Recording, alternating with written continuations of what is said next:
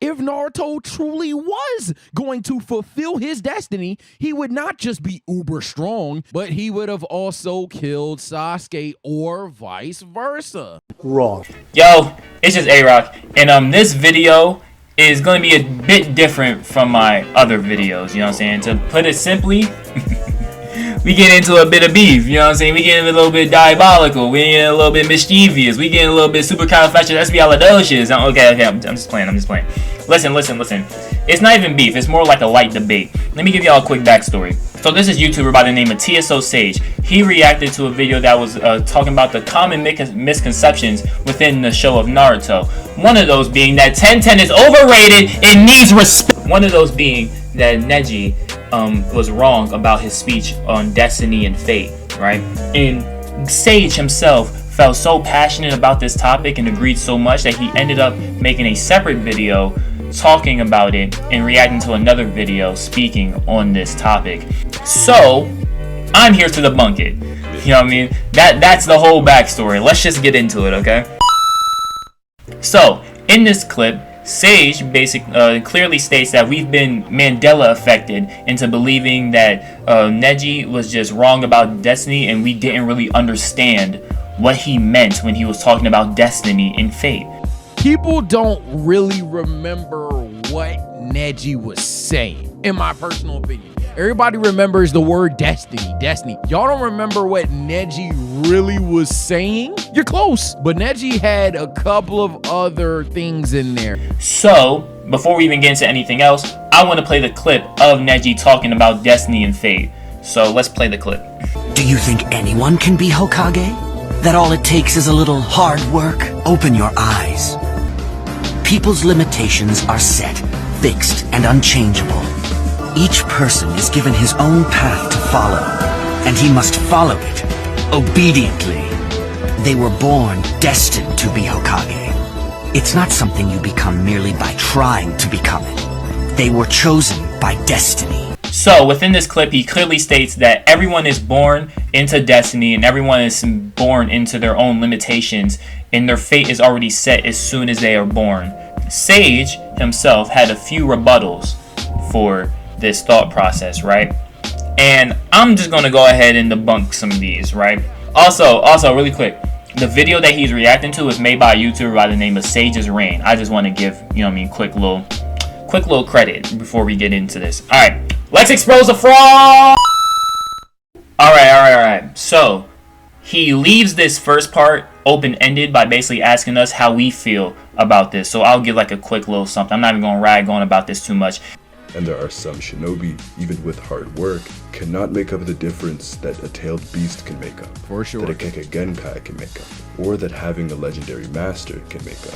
Now, legendary master, and this is one of the more neutral things in the video as well. Comment below what you would do in the conversation of legendary master. At what point is the mentoring thing? I don't know if mentoring equals fate. Does that make sense? I feel like I'm kind of mixed on it, because on one hand it definitely makes sense, because they always say you are the people you are around, and keep in mind who Naruto was around during his time growing up.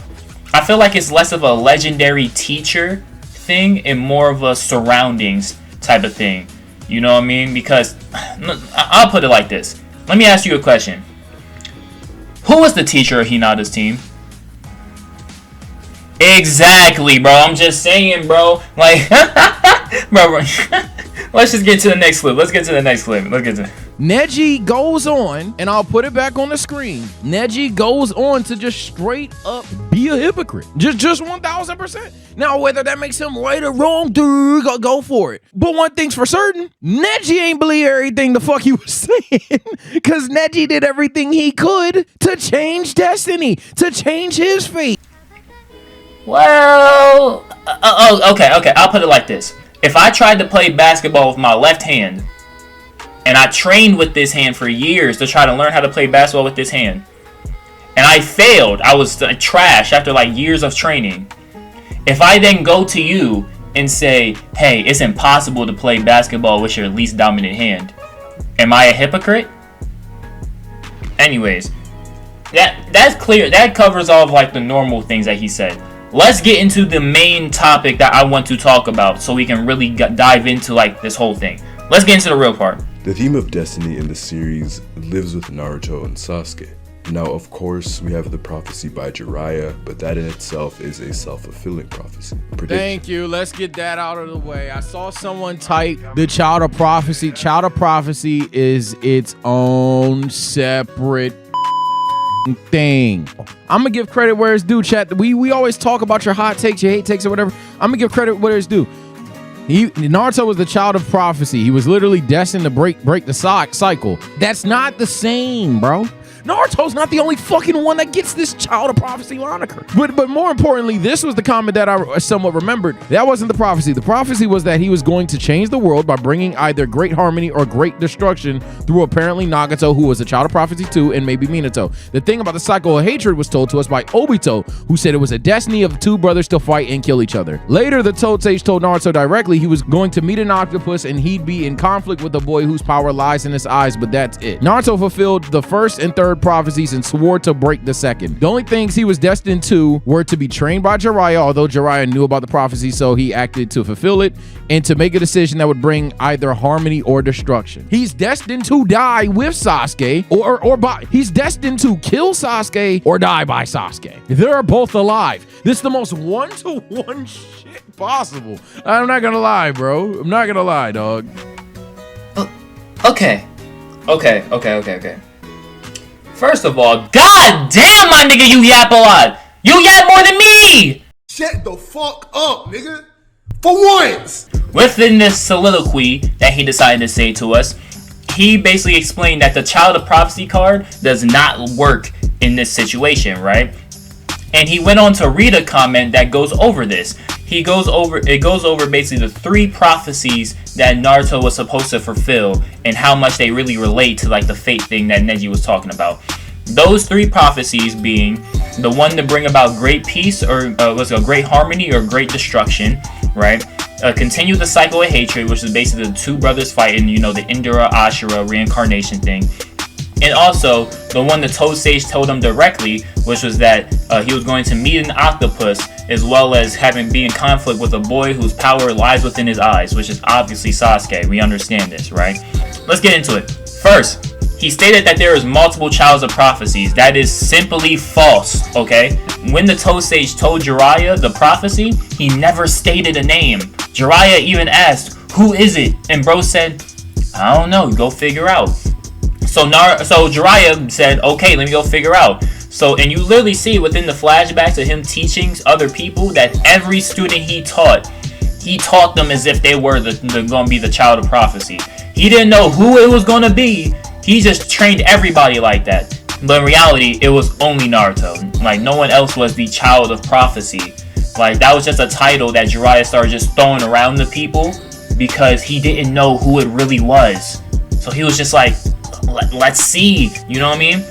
Second of all, Neji never said that Naruto was bound to repeat the cycle. He said, once a failure, always a failure. That you're born with a set destiny and limits, right? That's literally what he said in the clip in the beginning. That you're born with a set fate, you're born with a set thing, that all Hokages are like connected and like they were fated to be Hokages, you know what I mean? That's what he said, right? So, let's go over Naruto's limitations, okay? Reincarnated as a god, son of the fourth Hokage. Bear in mind, it's already been shown that all Hokages are connected. That was something that was even brought up in the video. His mother is a full-blood Uzumaki, which the Uzumagis were killed off because of how OP they are. The Jin Cherokee of the Nine Tails, which the Nine Tails itself is OP, right? He was the godson of Jiraiya because remember Minato literally said, "I'm gonna name him Naruto" because that was the name of the character in your book, right? So that means that he was going to train him regardless. This is stuff that's shown in the show. He was going to train Naruto regardless, and through that training with Naruto, through that connection with Jiraiya, he gained access to Sage Mode and was passed down his father's technique, the Rasengan, which is literally top 5 most versatile jutsus in all of Naruto history. And finally, the tragic backstory of every main character. Listen, that one might be Mickey, right? You might not want to hear that one, but hear me out first.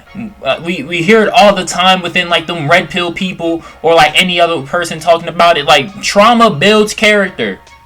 That's just a common thing, and shonen animes love to use it, bro. It shows within Naruto.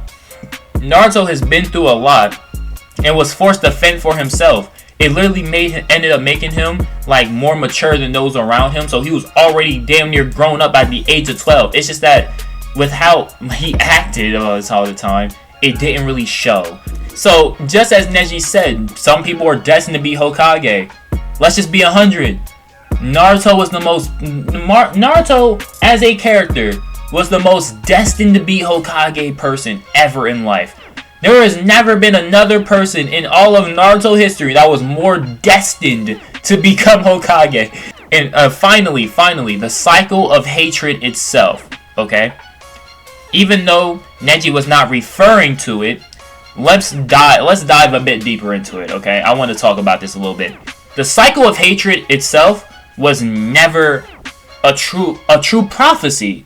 Now listen, I already know y'all about to sit here and be like, what are you talking about?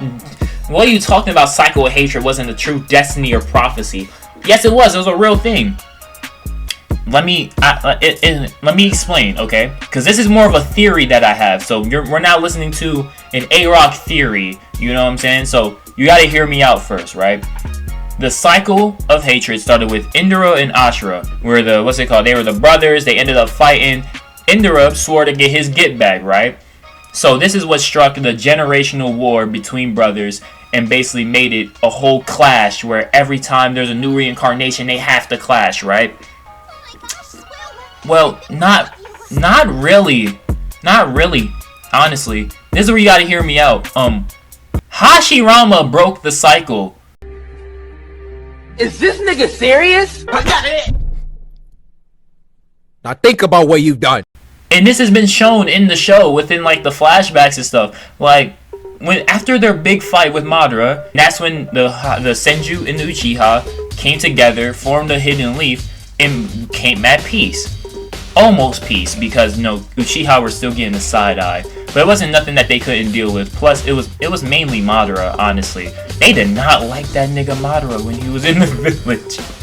Alright. But what drove him over the edge, what made this flame reignite, was when he saw the Uchiha stone tablet. Ask me, let me ask you a question. That stone tablet, where did it come from? Because the original stone tablet, as we saw, spoke about the love and stuff like that, and how you can build your strength off love, all that. The stone tablet that spoke about hatred, where'd that come from? Zetsu. You know, the guy who's been trying to reincarnate fucking Kaguya for centuries. Bro, y'all have been getting played this whole time. The cycle was already broken. It's just that Zetsu afterwards basically said, yo, I'm gonna keep this going. The cycle itself was a ploy being held up by Zetsu himself. It was then passed on to Madara, and then passed on to Obito. And they were all fighting to try and basically break this cycle in their own way, but they were all being misguided into continuing the cycle. All of this was just a long ploy, a freaking running gag going on just to bring back Kaguya in the end. That's what all of it was. The cycle was never even really a thing like that, right? But that's just a theory. A game theory. My fault. I like MatPat a lot. That's my bad. Let's wrap this up. Listen. If you enjoyed this video, and please make sure to like, comment, and subscribe. I don't know why I just did my intro thing right there. Make sure to check out all my social medias. Link in the description down below. Share with your friends before you go. And I see y'all in the next video. Peace, man. Sage, if you're watching this, what's up, bro? How you feeling, bro? No hard feelings, right? No hard feelings? No hard feelings? You don't like dislike me or anything like that, right? You feel me? My bad.